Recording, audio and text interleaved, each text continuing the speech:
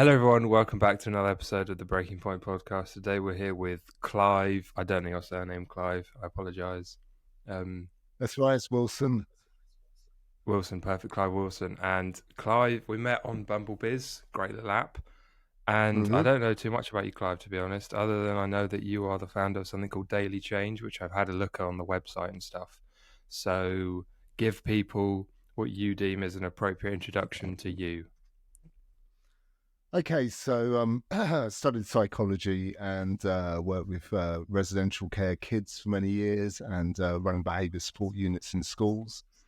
And for me, there just seems to be a big gap between those who can access professional help and psychology and people who could be encouraged to adopt a slightly bigger growth mindset or perhaps to lead that example to their kids or the people around them.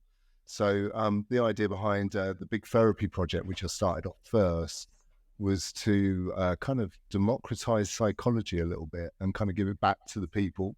Nice. And then Daily Change kind of evolved from that as a side project. So on Daily Change, I think over the last 6 months, I've added about 600 articles. I'm starting to add courses and such. The big problem is how do you get people engaged with those articles? Yeah. People, as I've heard you mention in some of your previous podcasts, there's this kind of dopamine hit that people are looking for these days, and they get it from their phone, they get it from short videos and TikTok. Mm. And actually, we're losing the ability to, go and investigate things that are really going to change our lives. So I'm really interested in that. And it's not something I see psychology directly tackling particularly. We try and, as psychologists, I actually run a therapy center. I've got nothing against professional psychology. I think it's great. However, there seems to be something missing. Like the mental health of the nation, I think is pretty dire on the whole. And, Yeah. it'd be interesting to see if there's a way to start a movement where people could encourage each other and actually start to move forward a little bit. Mm. Yeah. Why do you? I've asked loads of people whenever mental health comes up with I think I've got some sort of experience or knowledge. Why do you think that people are struggling a bit more now, in your opinion? I think partly I'm struggling more. I think there's more and more information being thrown at us, Yes, yeah, and it's very hard to start picking, what's going to be useful to us. However, if you start listening to good quality podcasts, if you start reading good quality books, suddenly it does stir up the kind of things that you relate to, that you value. And I think that's really important. And I think that is something that is being lost a little bit. yes, definitely. We are inundated with alternatives, and as a result of being human, we prioritize certain things in the immediacy over other things, and maybe we prioritize the wrong things a lot of the times, and that has a knock-on effect which is ultimately detrimental to us, even though we can't see the possibilities of the future in that specific moment. So yes, that is hard. So what is Daily Change? You mentioned, is it a resource for articles and courses and things? Yeah, it's a resource for articles, and ideally it would evolve into a bit of a community. One thing that I found very successful is we were actually running the Big Therapy Project on Clubhouse. That was like a weekly session of about an hour and a half, 2 hours. And that was starting to get that kind of conversation going. We're discussing things like blame and, Mm. attitudes and those kind of things. And, at one point, I think the New Year's Day room, I had 200 people in there. And it was a very interesting discussion. And I think a lot of people could benefit from starting to think on those levels. And if you think on just even a topic like blame, how many people's lives are ruined because they Yeah. don't know quite how to manage blame? And, maybe they are someone who blames people rather than looks to understand what's happened and how to draw their boundaries down. And just simple tweaks like that can make a huge difference to people. And so I'm really interested in how we can get those conversations going. They're certainly not portrayed on a daily basis in the newspapers. I mean, my Facebook feed through algorithms, because I follow these kind of people and coaches and such, my Facebook feed is generally quite full of Yeah, fairly positive and motivating stuff. Yeah, I look at other people's Facebook feeds and they're getting all sorts of rubbish through because that's what they've clicked onto. So again, I'm living in a bit of an echo chamber of what I yeah, look at, but I have created quite a positive echo chamber in some respects, or I like to feel it is. Maybe it is, maybe it isn't, but that's the route that I've gone down. And so there's a healthy balance, I think. yes. There is absolutely healthy balance, and that's obviously, I'm sure, something that crops up in every aspect of psychology, isn't it? Then sort of looking for balance and stuff. what? Let's go back to like why you decided to study psychology and what it was that drew you to that sort of way of seeing the world. Have I frozen? I really had high hopes that I would go and learn psychology and learn how to make the world a better place. And a lot of psychologists do make the world a better place on a individual basis when people hit crisis points. Generally, people don't Hmm. seem to see psychologists at a crisis point. And I think I was more interested in how we could stop people getting to a crisis point.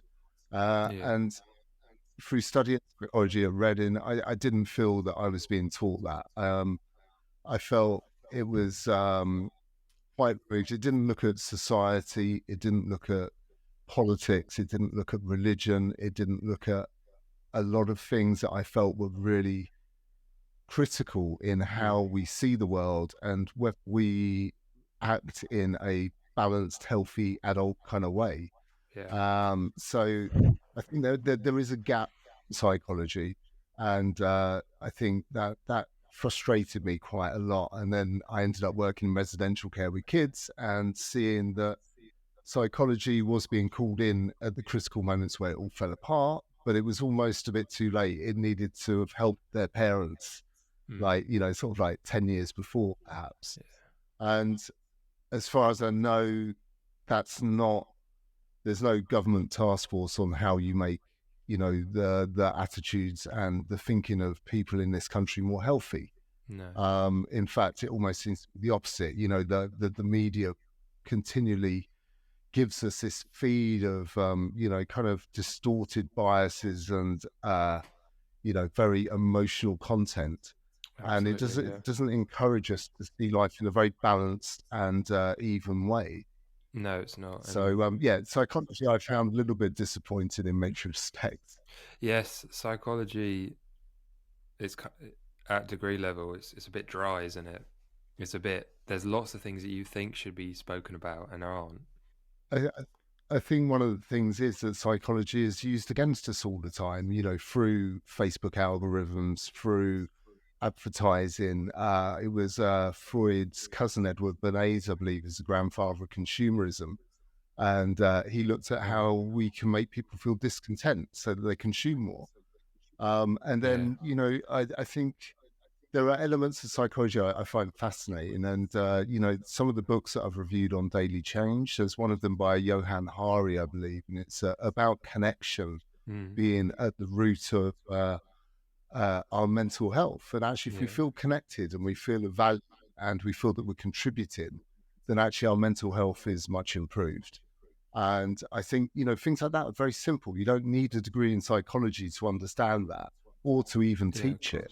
course. So, while there is a great need for high level psychologies, CBT, schema, EMDR, those kind of things, there's a whole load of everyday psychology that we're just ignoring or we're not seeing. And I find that a bit of a shame, because that's affecting our kids, it's affecting us. And, we could be having so much better out of life, I think. Yeah. When you were working with the kids in residential care, did you find that that was quite a very raw and organic place to learn from? It's a random question, but I was just because I've worked with special needs kids Yeah. for a few years, and I felt that I could learn a lot from them as kind of like untrammeled and non-compressed people that were just kind of like a bit more chaotic than everyday people, than sort of adults that you meet. And I found that that was you could learn a lot of what to do and not what to do. Um, I suppose the question is did you learn a lot from those experiences, and do you think that's enriched you as a person? Um, I did learn a lot, um, but there's a lot of sadness there because there's a lot of frustration that isn't resolved for the kids in general, I think. And seeing, I mean, I used to work in Sure Start centres as well, and that to me was a lot more hopeful. That was a lot more Mm. productive in that you were creating small changes. An analogy that if you plant a tree at this angle, it will grow at that angle. If you manage to Yes. nudge it up a few degrees, it will totally different, Yeah. end up in a totally different place. And I think, I mean, the action of the Sure Start centres was a real shame because that really supported parents to support their kids. And at What's the end of short? the What day, are short? that Sorry to interrupt. What are they? right, the Sure Start centres, they were around probably about 15, 20 years ago, just before the Tories got in. And they Okay. supported pre-primary school children and their families. So it was getting those kids school ready, and Mm. there was basically a Sure Start centre in every town, Oh and wow. it was run through social services, and they were there as support. They were there to help the children become more ready. They were there to support the parents to support the children, and Yeah. therefore, it creates a difference, and it possibly stopped some kids going into care, and it certainly improved the quality of their lives. So that seeing those kind of things undone is a shame. And so I worked in schools for 10 years as well, and the amount of support in schools has dropped Mm. significantly. So the kids who Completely. Yeah. need support in school aren't necessarily getting it, which is a real shame. It's a complete shame. It's borderline tragic at some of the time. Yeah, that's amazing. I didn't realize that those things existed. And they got rid of them. That's Yeah, mad. Like sure, I had someone. very good. Yeah, I'm going to research them. I had someone on my podcast, on the podcast, who wrote a book called "Why Prioritizing." She called it "Why Prioritizing Motherhood," but I guess it was parenthood is equally as relevant. But in the first 3 years of life is essential, and like you read up, and I'm sure you're obviously well aware just how important it is that you get things right in those early years of life, and how as Yeah, they are completely pivotal moments that will go on to impact someone's life, you know, until they for the rest of their life. And like the kids that you really do kids a disservice if obviously everyone's going to make mistakes, every parent makes mistakes, but those 3 years particular she spoke about would be incredibly important, and that's really bad that they got rid of them. Damn. I think one of the things they talk about being a parent is being a good enough parent. I mean, I'm a parent to three Yeah. kids, and you don't Mm. always get things right, but it is about Of how course you not. make up for it afterwards and actually acknowledging that you've got it wrong. But again, a lot of people will have grown up with parents who didn't do that. So then, what does psychology teach us to do in those situations? And if you are someone who's been affected like that, then do you need a psychologist to go through that, or can you go and research that yourself? Um, and I think sometimes by saying you need professional help, some people do, but they can't access it. So therefore, is there nothing they can do for themselves? And what I'm interested in is what can people do for themselves? And I think sometimes we need to kind of take a step back and actually look at what we're struggling with. But we don't need to open up a massive can of worms, because you can actually just look at it as, what do I need to improve? What do I value? What do I want more of in my life? And if you want consistency, then maybe you need to look at putting boundaries down. And, by listening to the right podcast, by reading a few things, by, listening to people talk about those things, about how they've overcome those problems, I think can be a massive input to people who can't actually access a psychologist or a counsellor. And I'm not seeing where that's being encouraged, particularly at the moment. No. Uh, If you imagine our brain, I don't know if at school, but at school they did an experiment, or we did a kind of experiment where we got a glass of water, half filled it with water and half filled it with oil, and then we would shake it up, and it creates like an emulsion, I think it's called. And imagine that our brain is like an emulsion, and maybe we've got good structures, good thoughts, or maybe good is the wrong word, but adaptive and helpful, and then we've got like maladaptive, uh, inhibitory, or whatever the word is, also thoughts and structures and beliefs, etc. And like if your brain is constantly in motion, it's like shaking it up, and it makes a horrible mix. Whereas people, if you let it sit on the desk or whatever, it separates out, and you can like look at things more clearly. But people don't want to separate that out. They like, or maybe they don't like, but it's more comfortable in some ways to have it all mixed up and have it jumbled up, to consume and to create to engage in distractions. And there was some philosopher or some guy said all of man's problems exist because he's unable to sit on his own in a room for half an hour and simply think. yes. And I think maybe a lot of problems could be maybe not solved, but could be further. You could progress down the path of resolution if you're just able to sit with yourself a bit and having someone to talk to. To be fair, like I feel like that's a lot of problem. That's a lot of people have that problem. They feel like they have no one they can talk to because people aren't interested, and a lot of people aren't interested because they've got their own problems going on in their lives. And something that you touched on, I feel like there's an undertone of disconnection, um, and the part of the human sort of our nature to be a bit more get away from me and leave me alone is being promoted more than the part that's saying let's join together and be, and help each other out. But everyone has different temperaments, I suppose. You're obviously very interested in people and helping them, I suppose, as am I. But other people aren't actually like that, to be fair, and that's just the way it is. Yeah, I think that was one of the things I found interesting about Clubhouse is it allowed me to go and sit and listen to people having the conversations that I was interested in, which then got me thinking about stuff that I wanted to think about, which I found quite helpful. Then you get the opportunity to actually take part in those conversations. So not only are you getting your brain stirred up in kind of productive ways, you are actually making connections and you're actually sharing as well. And that's why I kind of termed it as mirrored therapy, that we're kind of, if you have the right conversations with people, then you can have honest, unbiased, non-judgmental conversations where you can be honest and you can say, actually, I'm feeling really, this is tough and I'm confused about this. And people take a genuine interest in it. Then I think that can be a very helpful thing.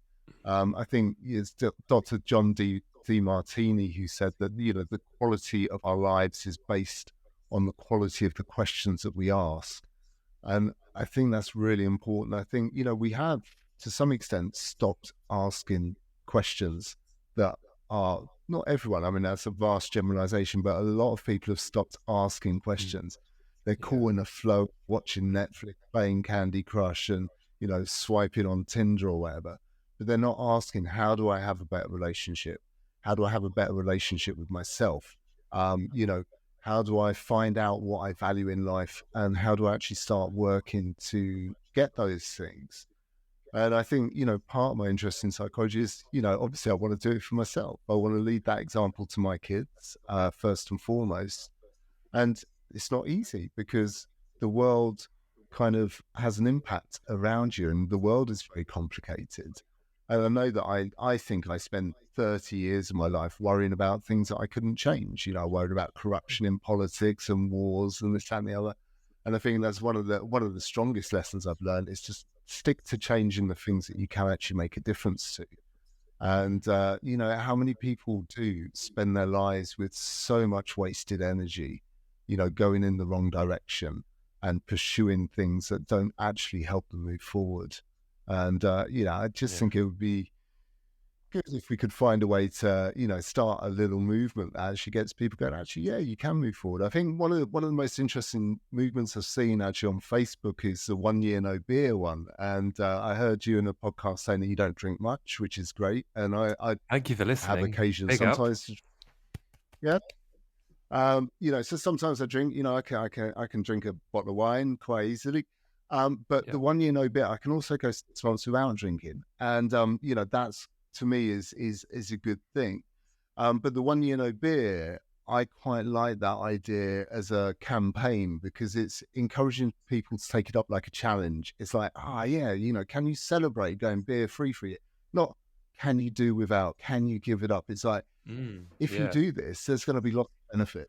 So why not embrace it and actually really enjoy doing it? You've got a reason, you've got a challenge ahead of you.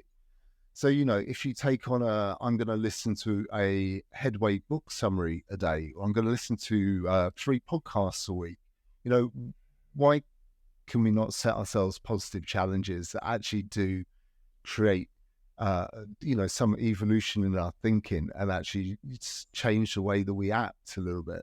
So I'm really interested in this because I think it's possible. I think, it's possible to encourage kids to listen to more healthy stuff. And I think, this term mental diet, I think, a lot of people's mental diets has fallen apart recently. Mm. And I do think that's increased.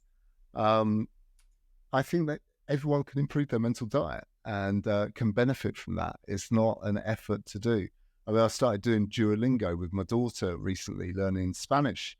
And so I do that every day. So it's just these habits that you start to do. I took up cold water swimming. I took up running. I cycle. I write poetry. I make books. And I do think the more you actually start to produce and make in your life and do, I take photography. I do photography. I do artwork. I do. So, those things help create a bit more balance in life. And so you're not just left with the rubbish that's around you. So, how we encourage people to do that, I think, is a very interesting question. At the moment, I do a bit of part-time work in a primary school, and when I Yeah. work with the year ones, who probably are a particularly difficult class. It may not just be that year group in general. I can't generalize across the whole UK. Obviously I don't know, but like, there's only one thing that regulates them when they're manic, and that's sticking something on the projector and letting them watch. Nothing else really well, there's probably 2 things actually. One is reading them a story, Yeah. obviously, because we're all obsessed with stories and narrative, and the other is them being engaged in a screen. And I think that's probably more common than we realize across all ages. We're all regulating ourselves a lot through our screens, and I'm not Yeah. sure if that's an incredibly healthy adaptation to have. And yeah, No, I think I'm guilty of it as well. I mean, I we can all end are. up Yeah, scrolling through Facebook an hour and possibly an hour and a half or 2. I mean, I think I have got where'd you a get on bit of a TikTok? tendency towards that.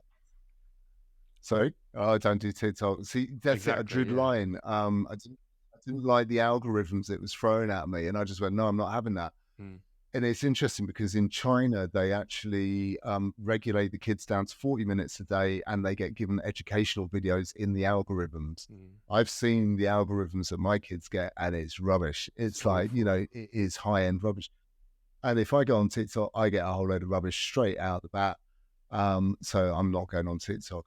That's a decision that I made. However, Facebook, I do tend to get some quite interesting videos. Go, sort of Kerwin, Ray D. Martini. I get, uh, various people, Jim Rohn, like because I Mm. follow those people, I tend to get those in my feed. Yeah. But again, maybe we need to do a bit of a health check on, what we're actually consuming in the day and what our mental diet is like.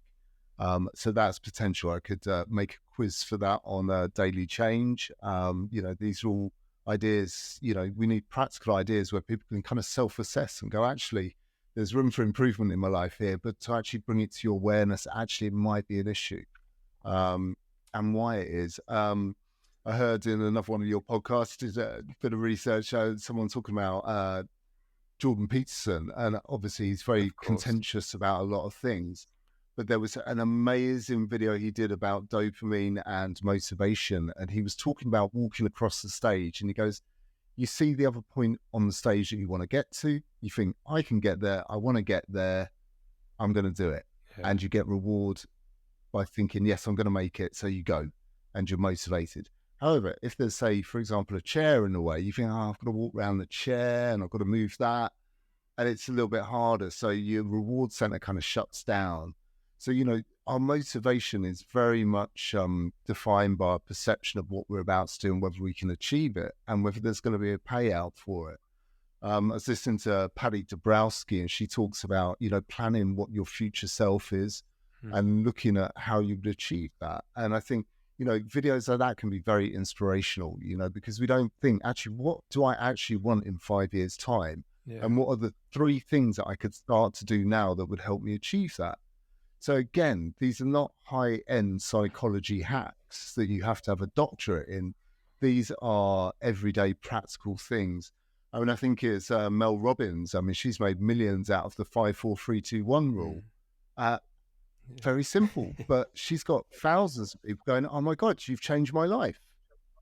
Just because she came up with something people could actually tangibly go, I get how to use that. I understand how that's going to benefit me. And again, like we download apps for our phones the whole time. And it's like, well, actually, you can download apps for your brain. You can have a forgiveness app and a motivation app and a, kind of understanding of your values app. These things aren't that hard to do in some respects.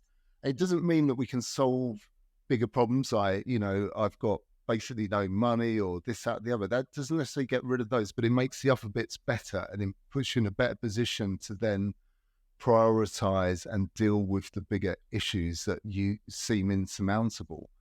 Some people are plagued by problems that seem insurmountable, and some of them might be health problems or whatever, and they've got every right to feel pretty low about stuff. Yeah. But what can you improve? What can you change? And I think those are the questions that we need to start asking ourselves. Yeah, just say that really interesting quote by Jim Rohn in one of his podcasts, and he's definitely worth listening to, along with DeMartini and a few other people found very helpful. But Jim Rohn was saying that in his 20s, he was running failing businesses, and he was blaming the government, he was blaming the taxes, he was blaming everyone around him. And he met a guy one day and he just went, that's not the problem, it's your attitude's the problem. And he said, you need to change your attitude and get on with it. And he did. And he said, literally within weeks, he was making big differences in what he was doing. And he could have held on to that attitude for another 20 years, but he didn't. He found someone who sparked that change in him to go, actually, I'm going to stop doing that. I'm going to actually start looking at what I can do. And, I think a lot of people do feel disempowered. And, there are ways to empower yourself, but it starts with small steps, I think, sometimes. But yeah, you can. I do believe you can change your attitude and mindset about something with a little bit of extra information, a little bit of understanding about how it works or how it could work if you did it differently, or why you might be doing it that way. A little bit of understanding of where it's come from can make a huge difference. And I do think some people say they get that light bulb moment where their life changed. Like they suddenly realize what they've been doing repeatedly over year and year and year. And, going back to something like blame, I think that's a really good example because we did a big therapy project room on blame. And, some of the discussions there were truly enlightening. People saying, yes, actually, I've been holding on to this for years. And I think there might be another way of seeing this. And, to see those kind of conversations happen and affect people's lives, I think is a really interesting thing. And it would be nice to see a little bit more of that, I think. It would be, completely. Going back to I think you mentioned something about, maybe you mentioned that you wish there was more religion featured in psychology, but going back to John Peterson, big up JP. Um, I learned from him the Cain and Abel story from the Bible, and how. Do you know the Cain and Abel story? Not particularly, but just to clarify, I'm not saying that there should be more religion in psychology. What I It was should. saying is that psychology does not take account of the effect that religion division occurs and causes. So yeah, but yeah, I do think there's a lot that can be learned from the Bible or from spiritual texts. There's a lot of good sense taught in a lot of these areas. Yeah. What? Say that bit again about you think that psychology should understand the differences in religion. Well, I think doesn't necessarily, I mean, say, for example, if you look at, say, Catholic guilt, for example, Yes. when you're looking at someone who's suffering from, depression, actually, if years and years of mishandled guilt, and I'm not saying that happens with all Catholics, but, potentially that could be an issue stemming from religious input, potentially, or mishandled religious input. Um, and I don't think psychology necessarily looks at those causes or understands them fully. The diagnostic statistic manual is very tick based orientated. And Yeah. if you meet certain criteria, then you are depressed or this, that, and the other. However, we're not ticking off the reasons why you got to that point sometimes. So I do think there are flaws in this manual, even though it's evolving, it may be getting much better nowadays. But I do think, there's a lot to learn. And, humans are not science experiments. We are very No. complicated and individual. And to boil us down to a tick list, I think is possibly got some problems. Yeah, there's definitely flaws to that whole way of seeing things, isn't it? And yes, I think that's a good point you make. I'm not sure I've thought of it like that. Within like, what are the causes of these um, reasons that people have reached this point, and how they all differ, and how I think that's a really because psychology is not an exact science, is it? It's not like this happens and then this will happen. It's kind of like it's nuanced and there's differentiation across people, and that's a confusing thing to sort of get a grip on, isn't it? And manage that. Um, yeah. Just quickly on the Cain and Abel thing, just because I think you spoke about blame, and the Cain and Abel story is of two brothers who both make sacrifices to God. Um, I'm not sure in exchange for, but either way, one brother his sacrifices he's rewarded by making he what he offers up is of sufficient value, um, and but then what the other brother offers up isn't of sufficient value, and then the other brother gets very resentful and angry with God and also with his brother, and then he ends up killing his brother, and he's just completely distraught, and he says um, because he ends up killing his own ideal, and he ends up killing I suppose God's ideal to some degree, and it's never really clear what it was he did differently to his brother, which meant that he wasn't rewarded. But I just think that makes him resentful and full of blame and anger.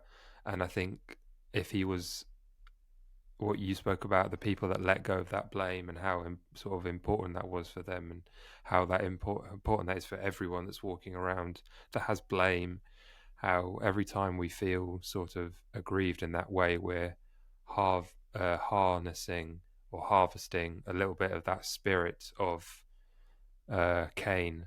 Um, and I think that's really important to let that go, as hard as it is.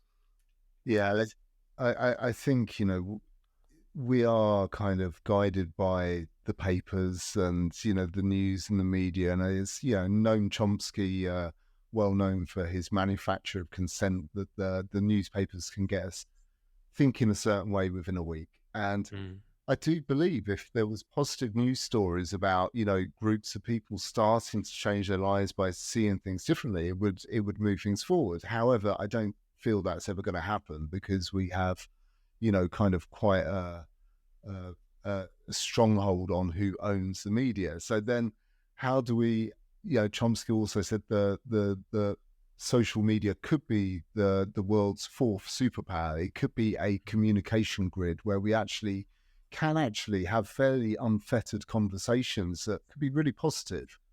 But the problem is what's happening now is everyone's just doing TikTok dances and stuff. Not everyone. Uh, there are a percentage of people. It'd be interesting to know what percentage of people listen to quality podcasts, once or twice a week. But I wouldn't imagine it's many. And I would say that for a healthy mind, for every hour you spend on TikTok, you should probably spend an hour listening to a podcast. Mm. I do think podcasts, if you're not going to read, are a very high quality way of improving your thinking. And, we do have Absolutely. neuroplasticity. The input that we put into our minds makes a difference. I think a lot about these things, so my mind's quite attuned to this kind of stuff. Mm. Some people don't think about these kind of things, but they could do a little bit more. And it's Yeah. about just making those small percentage improvements that allow us to avoid conflict with others, avoid conflict with ourselves, avoid blaming ourselves, avoid shame and guilt. And Mm. actually, Absolutely. then we can focus our energy on what do I want to achieve? How am I going to get that? How am I going to solve that problem? Learned helplessness is a fascinating thing. There's an experiment, not a very nice one, but they put a mouse in a tube of water and it will swim for about 3 minutes and drown. If they give that mouse a little shelf to jump up on after about 2 minutes, it will jump up on the shelf. They flick it back in again and it will swim for a day before it drowns, just because it's been Wow. rescued once. That's Now, mad. if we take that on board for ourselves, there's so many kids who have just given up, Yeah. so many adults who have just given up, and actually just understanding even that one experiment. Another interesting one with addiction is the rat park experiment, where they give rats a healthy environment to live in, and the ones that were addicted to the cocaine and water actually then start to choose the water. They actually Mm. give up the addiction because they've got a nicer environment. So again, if these experiments were a bit more widely known, I think we could start to use them to empower ourselves. So yeah, I'm interested in ways that can happen, and whether it would work, and why psychology is not pushing those ideas forward and not saying actually there's a lot that if you understood a little bit of, it would help you, I think. Yeah. And what's annoying and what's kind of a shame about all these experiments, I'm not sure about the Rat Park one, but a lot of the big um like sort of eminent psychological experiments that were done were all done like, in the 60s and 70s, like the little Albert kid with the white, the guy that learned about classical. Zimbardo, Yeah, yeah, yeah. And then you've got, yeah, Zimbardo and Milgram with the electric shock thing. Like none of that would, you'd never get that passed nowadays to do that, because it wouldn't get part. I think it's called, I know, is it an ethics committee or something like that, an improvement yeah. panel. Um, But interestingly enough, in World War One, only I think 1 or 2% of the soldiers could actually shoot another man because it's just not a natural thing to do. wow. Psychology was used to get that up to 70% in World War Two. The army training used psychology. Right? How do we get these people to actually want to kill another person that they don't even know? And they managed to do that through psychology. And like I Yeah. say, the psychology of consumerism, the psychology of addiction, these things are quite well understood, and they're used almost on the flip side to Mm. sell alcohol, to promote gambling, to sell consumer products. So yeah, it's all a bit of a topsy-turvy world, but we can do stuff to empower ourselves. And I think the more that we do that and share it, I think the more that, it ripples out and it does have an impact on other people. And, I think as a parent, the best thing you can do for your kids is not to control what they do, but to lead an example that actually you can have a good life by doing things a certain way, just naturally bring good results, and can leave you feeling better.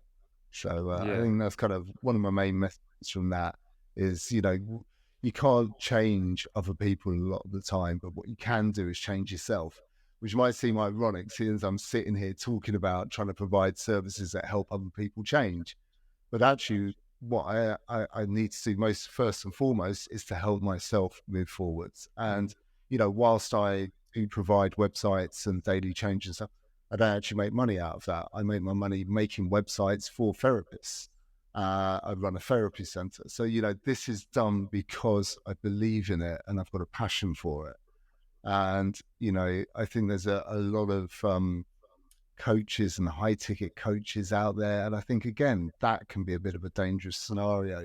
And, not everything has to be about making money or selling stuff. We can actually just start to do stuff that helps. And I look, at my kids and I see the guys running the football practice for the kids or the brownies and stuff. And I think, my God, these are the people that need celebrating. These are the people who are giving something back and actually enjoying doing it. And, that's what, if we can all give a little bit more to ourselves and to other people, I think we end up in a better place and we'll end up with a better community around us and more connection. Perfectly well said. I don't think I need to add to that. That was great. Yeah, yeah. You should, Just you spoke about high ticket coaches. And that being a bit dangerous. What do you mean by that? well, and I've used some coaches and some of them have been all right. And I've got my money out of them, money's worth, I think. And then there's other ones, they will just sell you a Yeah, course to become a high ticket coach. And it's like a yeah, giant pyramid scheme. And completely. there's probably very little that you could get from them that you couldn't get from some book summaries. I mean, I spent Absolutely. £59 on a lifetime subscription for Headway. And, I can listen to 4 book summaries on audio in my car. And to be fair, they're every bit as good quality as, because that's what the coaches learned it from. Yeah, So exactly. again, choose your coach wisely, choose your therapist wisely, choose your friends wisely. You know, choose your podcast wisely. What we surround ourselves with is has a massive impact on our lives. And unfortunately, there's Yeah, a lot of low quality stuff just sliding into our lives, and yeah. it doesn't have to be that. No, it's a really interesting sort of dynamic because you are. I mean, I've spoken to loads of coaches on the podcast, and I always kind of think afterwards, I'm like, yeah, you're good, but there are people out there who are really desperate, who are, you know, giving money to people who, in theory, can change their lives, and they don't, but because they've spent a lot of money on a great promo video, or I don't know, they've used some sort of tactical sales ploy. They hook you in, and there's something, as much as like it's important to, I understand the obviously the necessity of like becoming fully qualified and stuff, but some of the time they're singing off, sort of, these professionals are singing off outdated hymn sheets, and you can find, like, for instance, not psychological, but I've had a lot of difficulties with my skin, acne, and you can go to a doctor and say, and I'll say, I think it's when I eat chocolate. They say, no, no, no, food doesn't impact skin. It's like, that is bullshit. Yes, it does. It's maybe not be quite as simple as you eat this and then this happens, but there's enough anecdotal evidence out there that there is a link there, and I think there must be all sorts of things like that going on. But it's equally hard, because are you going to trust the internet and some guy on Reddit, or some comment on Reddit that's got 1,500 upvotes, or are you going to trust a doctor who's gone through all the training or whatever? But that sort of phenomena is an interesting one, I think. It should always be asking questions. Again, we're back to the quality of your life is based on the quality of the questions you Yeah, ask. And you have to ask, is this coach qualified to teach me what I need to do? Am I in a position to follow what I need to do to get my money's worth out of this situation? And, if you've got a coach who is saying that they will make you can be making 20 grand a month or whatever, they're probably, selling you their high ticket coaching on your greed of wanting to be like them. And then you're going to have to do that to someone else to get that amount of money in. I like the idea of low ticket coaching, where you can charge someone £2 or £3. Rob Moore's a great example of this. He charges £5 a month for his membership. He's got I think he's got 200,000 members, and they all get incredible value out of it. So, exactly. That's a nice way of coaching. If you've got something that good to offer that you can actually offer it to thousands of people, then actually and you can do that for £2 or £3. If it's not good enough that you can't offer it to thousands of people and have them take it up, you probably shouldn't be charging thousands to 2 or 3 people. So, there's an equation going on there somewhere. But I do think some coaches who charge, a couple of grand for 6 months support, that's fine. That's, I'll charge £1.5 to make a website because I'm good at it, and I will make someone a good website, so it's just picking your mentors wisely. And actually, if you can pick your mentor as someone who's written books, then you can get those at £10 a pop, and that's a very good value. Exactly, yeah. But again, like the Headway app, I found amazing. I've probably listened to about 400 books on there. And the summaries are like 12 minutes each for each book, but they're very good, concise summaries, and they do the job for me. I mean, that's how I work. And again, I put book summaries on Daily Change websites. If anyone wants to check those out, it's dailychange.co.uk. And there's a lot of book summaries on there. You can actually just go onto ChatGPT AI and say, write me a summary of this book. And you can actually say, write me a summary of this book with the fact that I'm starting a small business in, say, t-shirt design in mind. Wow. And what lessons can I learn from this book that's going to help my business? You can actually go on ChatGPT. I'm quite a big advocate of AI used well. Yeah, you can go on AI and you can say, actually, I'm creating a website that is doing this. Ask me questions you need to know to help me design my business plan. And it will actually ask you questions, which again is basically a business coach would do. And then it will actually formulate your business plan. So, used wisely. And again, saying earlier that a lot of people have given up asking questions, and a lot of people are very cynical of AI. Go and ask AI some questions. It's very good. I've asked it stuff, and I like to think I've got a fairly good outlook on what an answer should look like. Yeah. And I've found the answer very helpful. It's made me think. Question the answers, and again, you need to keep asking questions. Do I agree with that? What would I add to that? Do I think that is enough? And again, these are the skills we need to start learning now, and we need to be teaching our kids, because we are inundated with information, but we're not inundated with wisdom, and that's something that's dangerous.